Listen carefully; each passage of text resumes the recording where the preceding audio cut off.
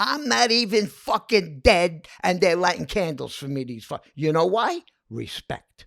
Because they never forgot that I carried those groceries up for them out of respect. And that's how it comes back, you know? Yeah. And I need that candle, by the way. I can use all the candles I could get. Yeah, so it was your family on every floor, Yes, every just about. apartment, and you're growing up. And at this time, what years was it at this time? Well, we're talking mid-'60s, you know. How was the neighborhood like? Was the neighborhood? That's when I was a kid playing in the building, like kind of like 10 years old, 12, Yeah. whatever. Something like that. So mid-'60s. Yes. So at that time period, what was the neighborhood like? What was the LES like? What was Chinatown like? Chinatown was very Chinese. Little Italy was very Italian. The Lower East Side was very Puerto Rico. And then later on, the Dominicans moved in, and they had a little beef with the Puerto Ricans. The Chinatown Italian people never beefed. My wife's Chinese, there was never a beef. I studied Kung Fu with Fu Jiao Pai.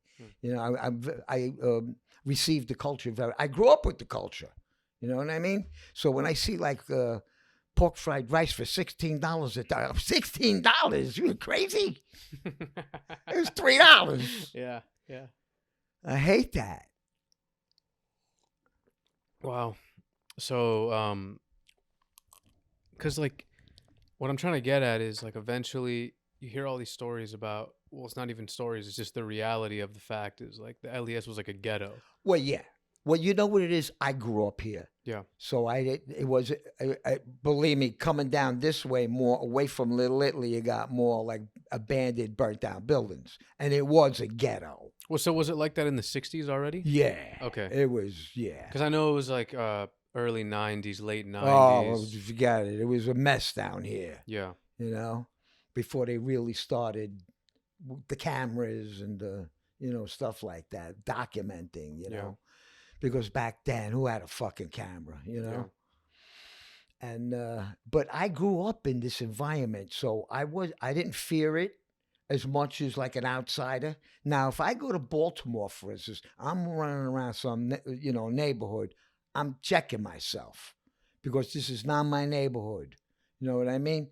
Now, when I hung out in the Lower East Side in the neighborhood, when I seen a kid from my neighborhood, Little Italy, in the neighborhood, yo. Whoever they were, I yelled at them, yo, what's up? What are you doing here? I know what they're doing. They're there to get drugs. Get the fuck out of this neighborhood. I hung out there because I was a punk rocker, and that's where we hung out, Yeah. Sure, there were people that did drugs and everything, but I wasn't that. I was not a drug guy, Just later on in life, I became an alcoholic, but nah, I smoke cigars, I drink wine now. Yeah. That's what I do. Yeah. I like dinners, friends, I always was that way anyway.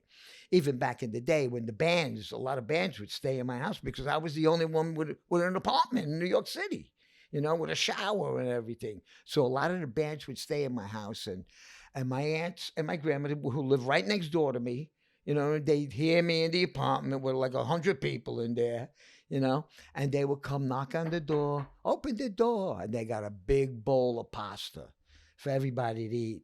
And my aunts always used to tell me, don't wash the dish. I'll wash. Just give me the dish back. Because they were afraid I might chip it. The Copa di Mandi hand-painted macaroni dish, the old dish. The dishes were like 150 years old. Don't chip the dish, Yeah. It was cool. I remember things like that my aunts would tell me. And I would run out of ice and say, what's the matter? You don't make ice? Yeah, I got 100 people in there making drinks, my family covered me a lot, there was a lot of love and it was really cool. Like, I even downstairs, I was always interested in culinary and cooking. That even in my book, I got like recipes. So I used to go down to Bellato's. It's a famous chef. And I would be a line chef. I do front house. I set tables, marry the cans, dry the refrigerators, you know what I mean? Help him make the sauce, And he was the first guy I ever seen use an eyedropper on clams oreganada. Because clams oreganada is a funny dish. You cook it too much, the clam shrivels up. You don't put enough oil in the breadcrumb, it gets sandy. But if you put too much oil, it gets mordido. So it's a fine balance. To find that balance of clams oregano, to me, you have to move the clams to a upper shelf. Like Mr. Bellato taught me a lot of culinary tricks. What got you into cooking? Sorry? What got you into cooking? Well, I grew up around it. My grandmother, my mother, that's all we did. We cooked. We fed people, you know? Yeah. You know, I'm a culinary school dropout, by the way. Yeah, I read about that. Yeah, you tried to go, and then you were like, how'd you feel about it? Yeah, what am I going to open up a restaurant? What am I kidding myself? The guy was like, no, that's not the way you do it. Hey, that's my grandmother's recipe, you motherfucker. Yeah. I'll throw hot oil at you. Get away from me. So much community, man. So much community in those memories, and so much love in those memories. Yeah. You know, but we knew everybody. Yeah. This is before they put locks on front doors of the buildings. Wow. You know, there was never a lock, you know, until the 70s. And then the locks, like mid to, you know, late 70s. Yeah. You know, all the buildings started putting locks. And that kind of sucks because I used to walk in at, you know, all the 7 yards I used to hang out in. And then, you know, there was a pigeon coops all over the place. I still got a pigeon coop down over here with my friend Vinnie, some Dominican kid. He's a great pigeon guy. He entered me a couple of years ago. We entered the race. There was Mike Tyson in the race. Few famous pigeon guys. Paulie Mendel, famous pigeon guys. And he took I went in with a pigeon with him, my racing pigeon, Rocky. And now today they got little things they put on their thing, you know, so, you know, you don't have to wait by the window and put the clock, you know, it's a different, now, once the pigeon, boom, you know what I mean? Once it's in the area, it registers. Yeah. So we came in about 79th in about 300 birds. You know, there were a lot of great flyers. The team from China came down, the Chinese kids, they got good pigeons, you know. And it's a thing. It's an old school New York thing. Yeah. You know, and I try to bring a lot of the kids. Well, I don't have my coop no more. I have the coop with Benny, but I had my coop, you know, with my grandfather. And we used to spend some, my poor grandfather, he would have take that coat off, Grandpa, it's got pigeon shit on it. You know, no, that's my coat, I got to wear it. We worries about the birds. You know, like one time, one of his birds got caught by a hawk right here in New York City. There's a lot of hawks. And the hawk catches them, and they zip them open under the neck, and they get to the feed pouch. And they eat the feed out of the pouch. Then they let the bird go. So the bird comes home because he knows where to go, and he's got a hole in him. How do you train the birds to know? They know. They just know? Yeah, they won't leave the nest. Once you box them up, first of all, it's a little, you know, the old school way. You rip their feathers out so they can't fly, you know. And you feed them, you box them up, you made them up. They know where the food is. They know where they're going. They ain't stupid, you know. And they come back, you know. One time when I was a kid, I had my grandfather's birds. You know, you chase them with a long pole. Okay. You spook the birds, and you yell, woohoo, woohoo, you know, like with a little rag on this long pole. And I was a little kid. I was so proud that, like, you know, like showing everybody like that. I was like, you know, like master of the pigeons, you know. I sent it. They were circling like the Empire State Building. My grandfather comes up, where's my pigeons? He started throwing feed down. I had a lot of great memories.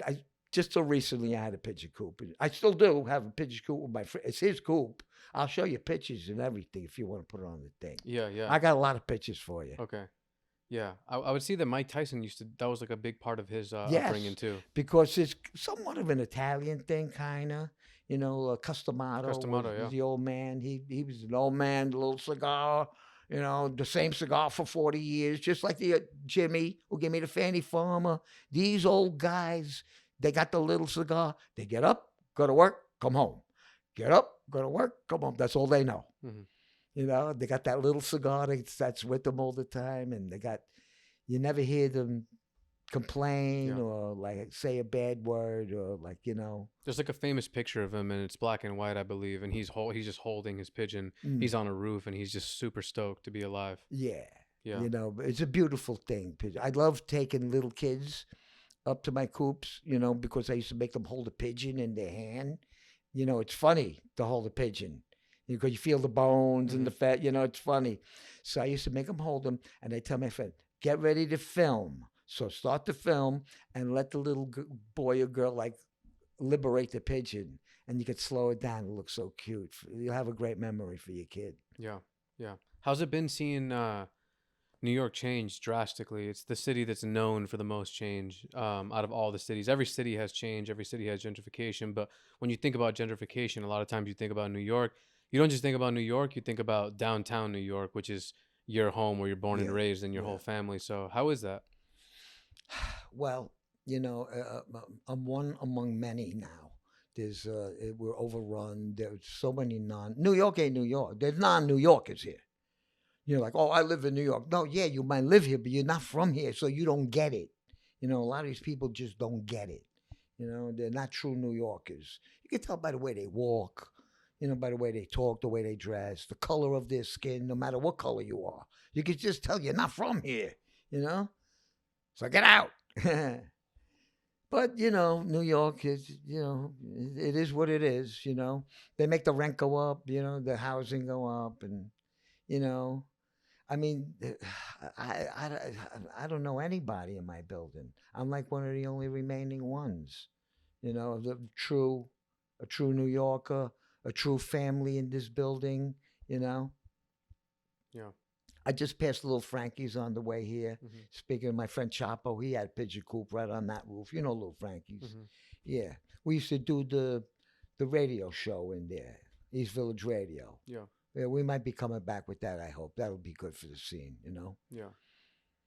It's crazy, man, that you don't know anyone in your building anymore. It's just because they're moving in and out all the time, right? Oh, yeah. Like you don't have time to form a relationship No more. with them. I don't. I don't care no more. I'm done with these people. Yeah. You know what I mean? The hell with them. Yeah. You know what I mean? You'll never hear them. You'll never see them again. Like, well, why am I bothering, Yeah. I was always nice, whatever, try to there was one girl, and she wound up marrying a friend of mine and in California. And when she moved in, I just came from the Palos, and I had a lot of andibas. I had some cheese, some this, some breads, So I made her a little dish when she moved in, and I, just to be nice. And then she found out it was me, and I was friends with her, the guy she got married to, later on. So it was good karma, Yeah. Seeing as everything's changed, you know what I mean? The neighborhood's changed. The people in your building have changed. Do you still feel at home? Sometimes no, sometimes yes. I look, like for instance, I'll send you these pictures. My friend used to put up a Christmas display on the fire escapes. You know how they used to do it, right? One year, somebody complained. Now he can't do it no more. I say, fuck it. Don't put the fucking... He's been doing it for years. He's doing it. And he always used to light it up on my birthday, December 3rd. And I'll never forget that. As a matter of fact, one year I forgot all about it. I walked out. I saw, Gary, my friend, he lit it up on my birthday. Or I'd be it'll be like September, October. He'll be on the fire escapes. And I hear, yo, Vinnie. I know just where to look. And I know. He said, I'm working on it. And he lighted up on my birthday every year.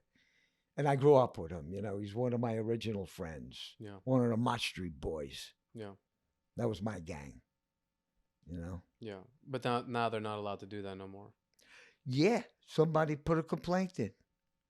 I don't know if whatever the fuck, the problem is. Maybe a religious problem, whatever the fuck. It's a display. There's lights, ambiance. Yeah. Celebrate. I think people coming here just don't... they don't get it. I don't even know. They want quiet. It's crazy. You're in New York City. You want quiet. Doesn't make sense, yeah. I love the woo, woo, woo. I love hearing that in my house. Yeah. I feel like I'm alive. I feel there's people out there, Yeah. And you've held down that apartment for I got 50 years. Yep, and I'm a senior citizen in there now, and I have rent stabilization. The rent won't go up. Yeah. It'll never go up. How's that work? Well, once you're 62, they can't charge you more rent. Okay. You know, so up until then it was going up. Yeah, but I had a good lease. It only went up a percentage every 2 years. So I signed a 2-year lease. But now, even though I signed a 2-year lease, it don't go up. You know, because I'm over 65. Yeah. So, be honest with you, I kind of live for free. Yeah. You know what I mean? Jamie from Hatebreed says, "Vinnie, you made it." I'm like, "Yeah, gee, thanks." Yeah. So, and my friend Nicky Valentine, mutual friend of ours, he's my social worker. You know, he got me the help. He helps retire me. Yeah. You know, he got me my health care. He got me my food card. I was like, nah, I don't need it. He said, "No, Vinny, that's your card. You go get your card. That's your card." Because how does that work with the health care? Because you just been playing music your whole life. Yeah, you're allowed to, make a certain amount of money. Okay. Yeah. You know. Yeah, so it works out. Yeah, it works out. I'm way below I'm way good. Okay, cool. Yeah. Yeah. Let's talk about punk and you watching it become more and more of a thing in New York City, being there kind of when it started and playing a huge part in it. And then from there, it turning into hardcore Right. punk, and you taking a part in this whole movement and really laying the foundations for what it is. People talk about, Agnostic Front as being like the blueprint for New York City hardcore, New York hardcore. What attracted you to punk when you first saw it? Because not everybody sees that shit and gets attracted. You know what I Right. mean? Some people are like, "What the fuck?" And then, but some people are like, "Yo, this is my shit. Yeah, right. I like this." I jumped right away. You can tell right away. I jumped fast. Yeah. How was that? Oh, it was fucking awesome.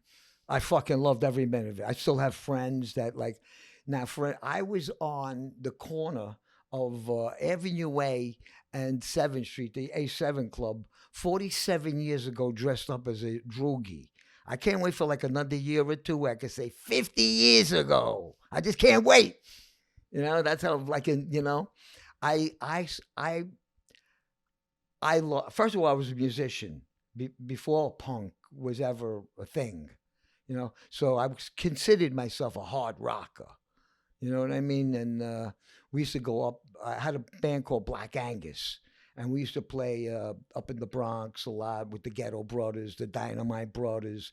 They'll go to Brooklyn, play with the Savage Skulls. We used to play all these parties, play rock songs, and all these like gangs would be in church, underneath church venues, like run by churches, and police athletic leagues. But somehow these kids got, permission to do it, It was cool, and I made a lot of friends like that. And it was so cool going up to the Bronx and playing and watching various crews come together, bringing the peace. I always brought the peace, man. Even when I was in England back in the day, I was friends with all the like hooligans because they all liked me, and I loved them. But they all be in my backstage, But they were never. They were all in different crews, but they were my. And that's how they all become friends now. So it was like, let's squash that. We don't need that, man. So that's the thing. It's over a soccer team or something. Or, are you kidding me? Get out of here. I always tell them, in America, the winner buys the beers for the loser, so try to pick a losing team, so you get free drinks. I try to tell them stories like that, just to make it go along and make it fun, Yeah. Which is true too. And don't be a sore winner or a sore loser. Yeah. But so yeah, that was before punk though. That was just you as a musician. Yes, that was me as a musician before punk. You were just playing rock. Yeah, it was the old Italian band. There was Frankie, Sally, Vinnie, Joe. And there was Sally. I just passed his house here on the way here. Sally Donuts was his name. He was a big fat kid. So his mother says, don't call him Sally Donuts. I'm sorry. Okay. So we started. What's donuts spelled backwards? I'm terrible at this type of shit. Stonab. Okay. In Italian, that means stupid. So we call him Sally Stonab. She said, never mind, call him Sally Donuts. I'd rather have that. Yeah. Yeah, that one stuck. So he was a real fat guy, you know? And when he passed away, they had to take him out of the fucking window. I get a phone call from my friend Freddy. He says, yo, Vinnie, Sally passed away. You're kidding me? Yeah, come down right away. I'm on the corner. I'll be waiting for you. I go to the fucking corner down my house. They got the street closed off. There's the police, the ambulance, the fire department. They had a crane. You know, they had a cherry picker. They had to pick him out of the fucking window. It was about December 21st, around then. And they had him in this basket. So every time the cherry picker moved, the basket would swing. And we were looking like, what the fuck? You know? And my friend Rob says, hey, Vinnie, look, Sal, he's still rocking, crying, laughing, hugging, crying. We could stop laughing. And like, yo, go, Sal. And the basket was swaying in the wind. He's rocking. We were loving him, man, you know? Yeah. What a way to say goodbye to a friend, you know? Yeah. Wow. A lot of good friends, you know? Yeah. So, when did you first become aware of punk? Well, I lived around the corner from CBGB's all my life. And I've been going to CBGB's all my life. And I've seen how the dress code, let's say, changed a little bit from the glam to the dirty, like, you know, the rocker, mingled. And then when punk exploded, I just jumped. I was in all the way, man. Oh, I love being a punk rocker. So I had a job. You know, by the Holland Tunnel, when you first go, there's that truck dock. Yeah. I used to run that dock. Somebody got me a job over there, you understand? So I ran the dock. I didn't even have to go show up, but I go anyway because my mother would kill me if I didn't show up, you know, if she finds out. So I go there. Now, I was a punk rock. I'd be out all fucking night. I go there, punk rocked out, blood, makeup on me, like Kiss Girl, like, you know, all fucked up. And these guys were like square eggs. They get up, go to what, you know. And they hated that I had this fucking job. But I was a good guy. Yo, you live far away. Yeah, go leave early. I'll punch your card. You drink, go in the back. You know, go in the back, drink. Don't worry about it. You pay a number guy. Yeah, come here. Put $5 on Brooklyn for me, number 2. You know what I mean? I was a cool guy. I didn't care. You know what I mean? So they tried to sabotage me, you know, because they didn't want me in that position. So I said, fuck it. So this is 1984. I had Roger waiting outside for me with the van.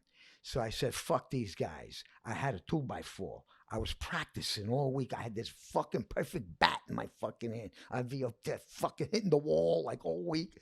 So Friday comes. I make sure I got all my stuff, my pay, everything. I cracked about 5 guys' heads open. I fucking went on a rampage. I fucking raided the van, went right through the Holland Tunnel. I'm in another state in 5 minutes. So anyway, we played. Our first show, I believe, was down in Atlanta, Georgia. So it was a Sunday. Now from Friday to Sunday. So we get down there. I said, hey, let me call my mother. I called my mother. She was like, what did you do? I had to call Charlie. We had to straighten everything out with the union. What did you do? I said, Mom, don't worry, I'm all right, you know? And that's the last time I think I really worked a job. Wow. I had Roger work. I had it all set up, everything right there. Yeah. I point the van south. So how was it like living across the street from CBGB's? It was around a block away. Yeah. But yeah, it was before it was CB's, it was Hilly's on the Bowery. Yeah. So it was the Bums Bar. You get a shot in there for 15 cents, 10 cents back in the day. You know, all rummies hung out in there. The kids, my older cousins, the neighborhood kids hung out in there. You know, then there were Hells Angels used to hang out in there. It was a neighborhood, Italian kids hanging out in there, you know. There was a lot of Italian Hells Angels, Big Vinnie and stuff like that. You know, he was famous for My Neighborhood, Italian neighbor. You know how they go with that, you know? And it was a real shithole.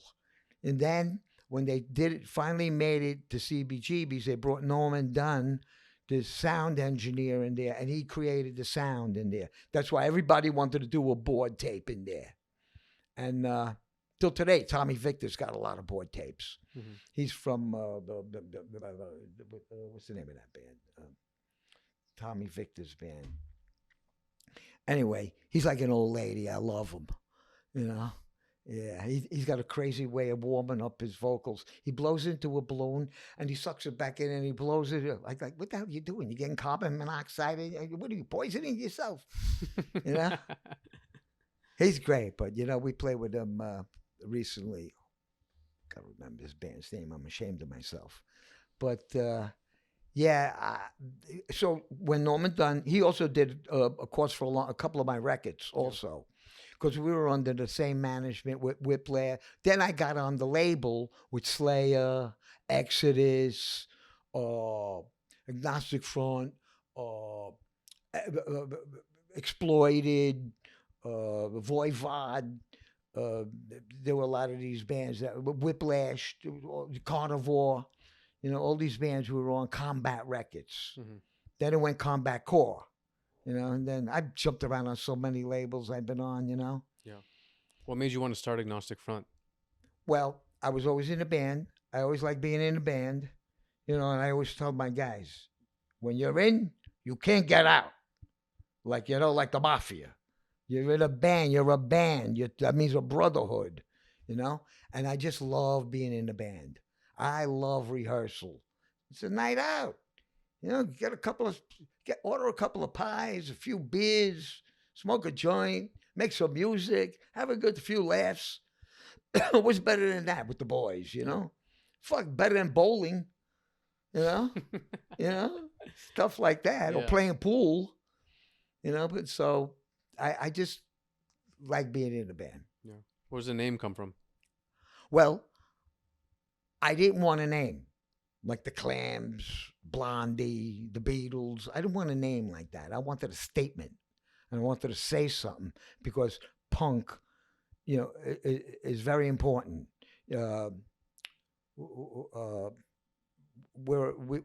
We sing of social justice. You know what I mean? This is my band. Our music is like social justice, not for profit, like kind of. Though you do need money to run a band. You know, I get that. I understand that. But our message is more important. So I wanted to make a statement, and it was a little profound to stay, you know, so I just thought it worked. You know what I mean? I wanted to say something. Mm-hmm. Agnostic, to be in doubt, front your point of view. Yeah. Wherever you stand, wherever your viewpoint is. Okay. That's your front. Yeah. And you could be in doubt or what, you know? Yeah. Where did that sentiment come from? I didn't want like punk music to be looked down on, like in a way, like your motor smells like combat boots, you know, like that kind of punk. You know, I wanted it to be a little, you got to think a little, you know what I mean?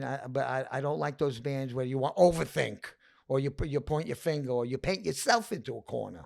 You know what I mean? I'm not going to paint myself into a corner because the landscape of the world changes every year, like New York. So, yeah, but I just popped up, came out, you know. You know, I figured there's a good name. You know, it sounds good. It's powerful. Says a lot, you know. Yeah. What do you attribute the fact that you're still doing it? The fact that Agnostic Front still influences people, still inspires people, still draws a crowd, and people still relate to it? I guess the dedication, the work ethic that we have, you know. You know, I'm with Roger like 43 years, 44 years, you know. Yeah. And, you know, the brotherhood, you know, the camaraderie, you know what I mean? No ego. You know, we're worried about our families. You know, there's nothing that's going to pull us apart. It's too late now. I've been to the mountaintop. It's really nice. The view is very nice, but there's nothing up there. Yeah. You know, so I know just how many records I'm going to sell. Basically, I know exactly somewhat who I am. You know, I know things matter, so I got to behave myself in a certain way, you know, and conduct myself in a certain way, you know, because I always tell people, you know, you could only lose honor, you know. It could be bestowed on you, but you could lose it. So watch yourself. Yeah.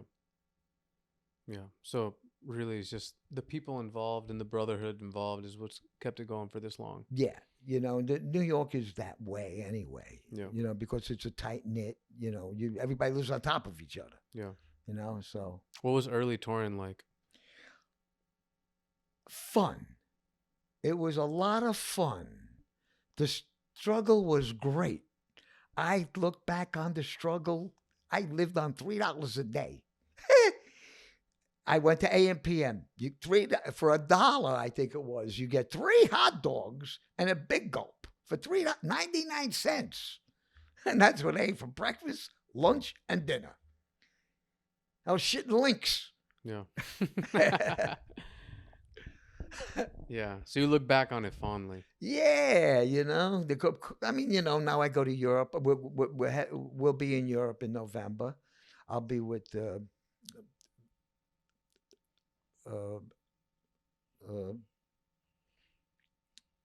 Bad Religion. Yeah. We're doing a tour with them, and we're playing like coliseums and stadiums. I got a tour bus. I worked hard, you know.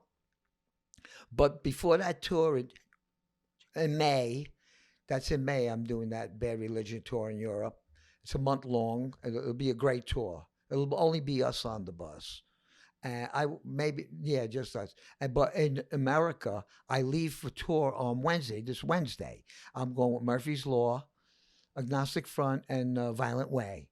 You know, and we've toured before. We did Europe with that tour. It went so good. It's called the New York Blood Tour because they're from upstate New York. Murphy's Law, Agnostic Front, New York Hardcore. So, you know, and I got my solo band. My first album was called New York Blood. You know, where I said Hell's Kitchen, West Side, you know. Yeah. So we called it the New York Blood Tour. And we're setting it off. We start in Pittsburgh Thursday or something, and I move west. Yeah. At what point of doing Agnostic Front did you start realizing that this is something you could do for your whole life? This is something that could actually provide you some sort of living. When did that happen? How did that happen? Well, it was always going to happen anyway. You know, I was going to do it no matter what, whether I had to get up and work or I had to come here 4 o'clock and do an interview, or I have to go somewhere to change a tire for the car because we got to get it for tomorrow. Whatever it needs to be done, I'll do. You know, so I have that good work ethic, you know, that, you know, and I just enjoyed, like, I'm loving talking to you here. I'm having a great time, you know? Yeah. This is awesome. Yeah. And I know you have a great audience out there, you know, and the magazine is awesome. Thank you, bro. You know, I mean, Yeah, I just appreciate that. did a book myself. Yeah. You know, and I could see the way your book is put together. Mm-hmm. You know how quality, of, you know, and the photography and the layout. You know, I'm very aware of that because when I had that job, I worked in it was a paper house. You know, I used to load trucks up with paper, pallets of paper. Paper's a lot of money. Yeah. You know, there's a lot of money in it's paper. Fucking crazy. Try invitations for a wedding. My friend just paid like thousands. Shipping's a lot of money too because it weighs a lot. Right. Yeah. Like a box of paper weighs more than a box of clothes. A ream of paper. You know what I mean? You know. How was writing the book? Fun. It wasn't bad at all. First of all, I didn't even want to write a book, you know? And but Howie, my friend Howie, he does all the books. And I know him for 40 years, Howie Abrams, my very good friend. I met him at CBGB's. And he, come on, Vinnie, you got to get a book. Everybody's been asking me to write a book. I'm like, nah, everybody's been writing books. I said, but I don't want to do a book like everybody else. That's why I did it with Howie, because he's the guy. And I says, but I wanted something different. I wanted a comic book in it. I wanted puzzles in it. I wanted a cookbook. You know what I mean? I wanted a sports page in there. I wanted like 5 books in one book. You know, you read a little bit the story about old New York, and it's about old New York and punk. You know what I mean? So, and then you got the little coffee table, and you know the gallery part of the book. You know, so it's very dynamic, the book, and it was number 1 for 6 weeks on Amazon, and it's still top 20, and it was top 10 at Rolling Stone magazine this year, the top 10, and I had tough competition there. I had, let's see, Taylor Swift, Bob Dylan, you know, a couple academics writing books, you know, and my book. Like, really? You know, I never thought, you know. What was the process like writing it? Well, Howie would come over to my house and we'd talk like this. Yeah. And he'd go to a machine, and this machine would like edit it out, let's say. Yeah. Basically, that was the process. Nice. That's cool. That's like really organic. Yeah. It's just flowing. Yeah. I did audio book too, 3 days. Did you speak it? Yes. Okay. That's probably awesome. Yeah, you know, and I'm not such the greatest reader. Yeah. You know, and the guy was so cool to me. He would like give me a hand. And then you came out like, and then like, okay, go. And then I came out, you know what I mean? So like, it sounds like, yeah, hey, you know. Yeah, he was, and I get stuck on a word or whatever. Yeah. He was so nice, the guy that. Yeah. Reading the book, it was cool reading about you and Roger's relationship. Yes. He's my brother. Like, I used to be his older brother. Now he's my older brother, you know, and I'm really family to him. I mean, his family introduced me as their cousin, you know. I mean, they know, but out of the respect, they do that, and that's a great honor for me, you know. Like that, this his other brother, Rudy, you know, with like to his friends. Oh, this is my cousin Vinnie's with Roger's band, you know. Yeah, it was like I think he wrote the intro, right? Yes, he wrote the intro. That was probably one of my favorite parts too. Is like him writing the intro was perfect, and his explanation of you, and he has obviously like a view that other people don't have. So him writing it was great.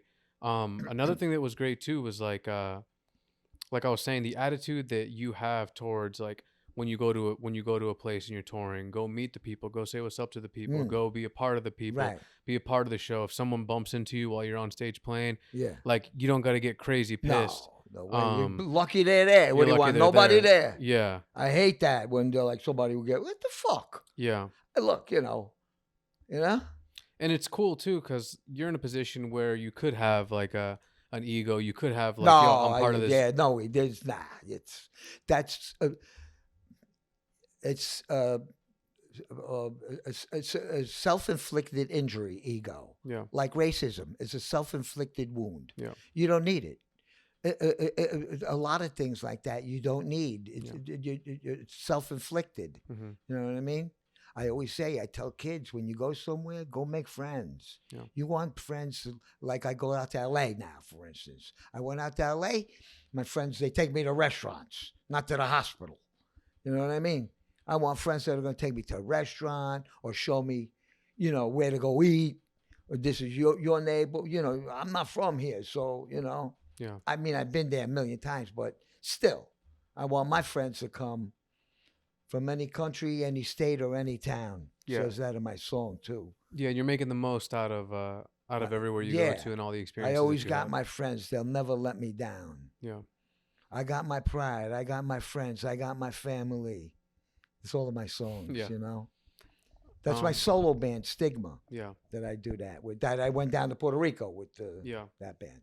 So let's talk about Skinhead and the movement in New York City and how that was portrayed by the news and all that shit. So I guess, when did you first become aware of Skinhead as a culture and as a movement? I guess the early 80s, you know, 80, 79, 80, like around then. But I was never a Fred Perry, you know, guy. We were like the Fordham Baldies, that kind of skinhead.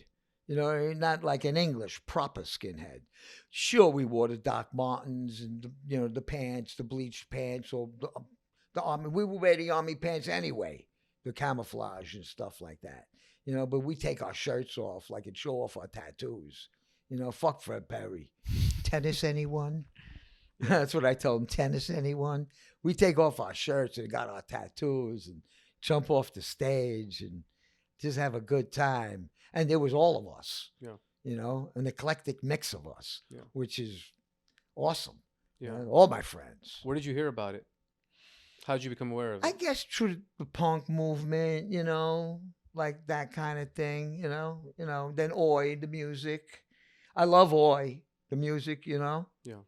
I like straight edge music too, that style, and then I like that's like hardcore, but I like straight up hardcore, I'm not too crazy for like the West Coast hardcore because it's not hardcore.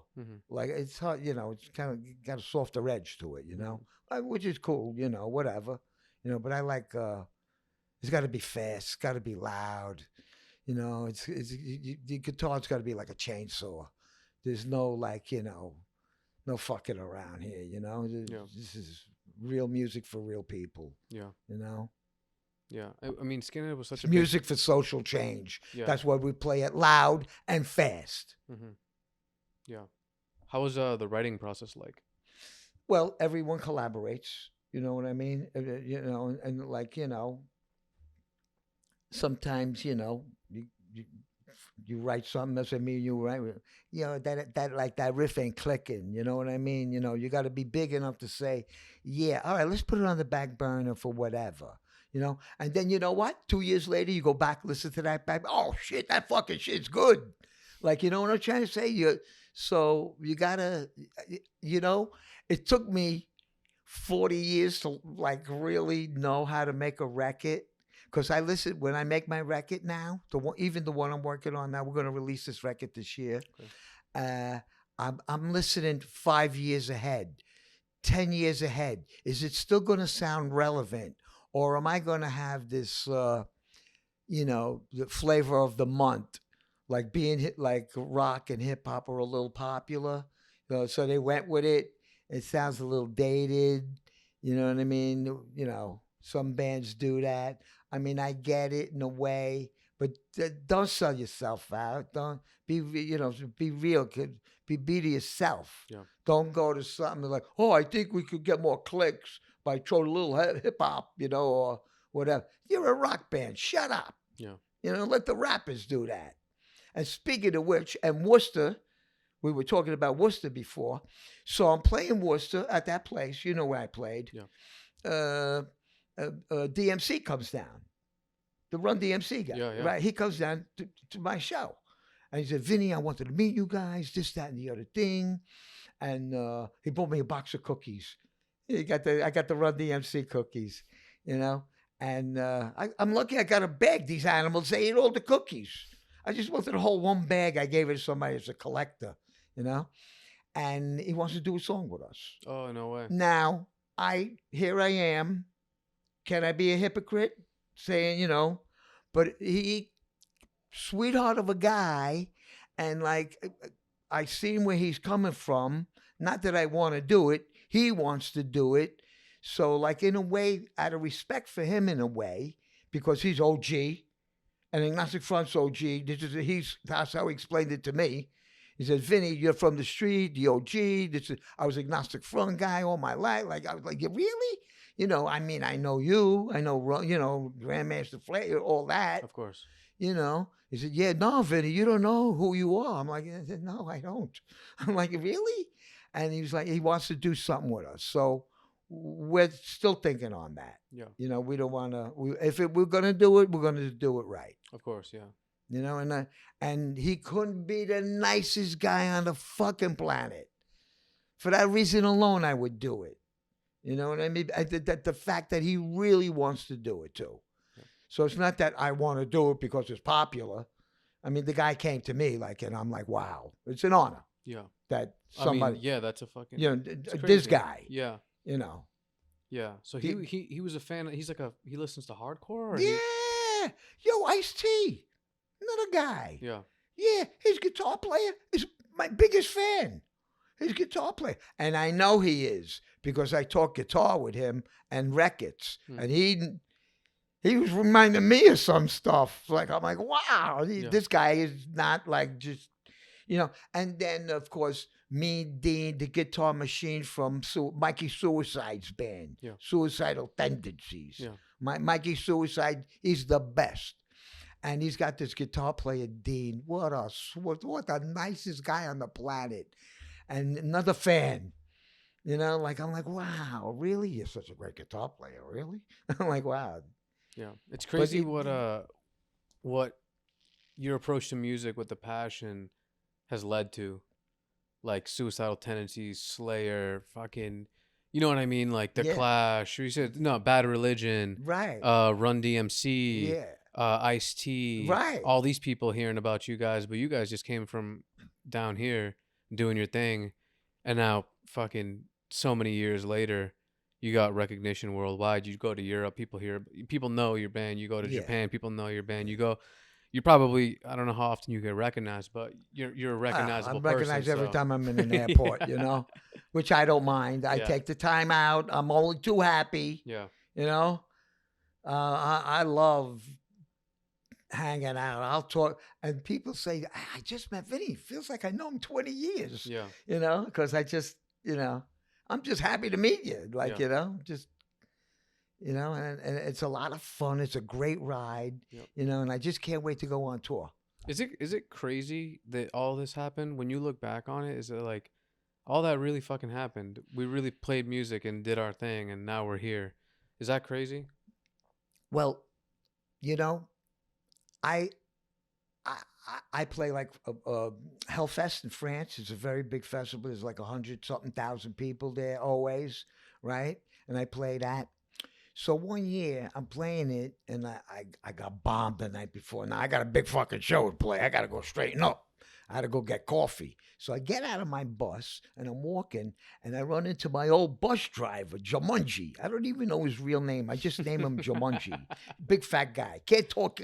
He's Jeremy. Can't talk English. Yeah. All he knows is coffee, coffee, coffee. Winnie, Winnie, Winnie.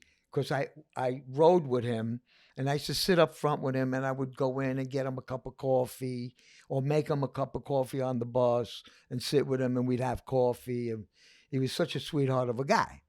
So I get out of my tour bus, and I'm walking. I run into him. Jumanji, he says, Vinnie, where you going? I said, I need a coffee. I got a bomb list. I got a big show. He says, coffee? Come with me. Oh, I know he's got the coffee because he's that guy. So, okay, I go with you. I said, who are you driving? He says, oh, I'm with Deep Purple. I said, really? He says, yeah. So, you sure? Yeah, come have coffee with me. So I go in the bus, got invited by the bus driver, he's like the captain of the bus. So it's cool. I get in there, I meet the fellas. And Jumanji was telling all about me, like, oh, my Woody, my friend, and I was talking with the fellas, and their tour manager is a friend of mine. I was just at a party with him, and all right, okay. So all right, fellas, I have my coffee. I leave. I go. I eat a little lunch. Throw myself in a shower. I got to get my act together. Finally, that night comes. I'm about to go on stage. The lights go down. The intro goes on, right? And I'm looking out there. There's a sea of people. There's 80, 90,000 people easy. And I get a tap on my shoulder. Go get him, Vinnie. I turn around. It's fucking Deep Purple on my fucking stage. God, Vinnie, you're the best. She was telling stories about me, this guy. And they're all there. So I got to go on stage now. And I'm looking sideways to my right. I'm like, I'm not even looking at the audience. I'm like looking at Deep Purple. I'm like, what? Deep Purple's on my stage. That's a great honor. Yeah. That they came to my stage to watch me play. They stood like 2-3 songs and they left. Because they got to get ready, but that was that was like a fantasy come true. Yeah. I still got the drum head that they all signed for me and the laminate, Yeah. So it's been a wild ride. It's been a wild, great ride. Yeah. Yeah, made a lot of great friends from the East Coast to the West Coast, As a matter of fact, I was just in the West Coast this August, and I made a country record. I can make you listen to a cut if you want, know. I'll send you all this stuff after we're done. And it's really good.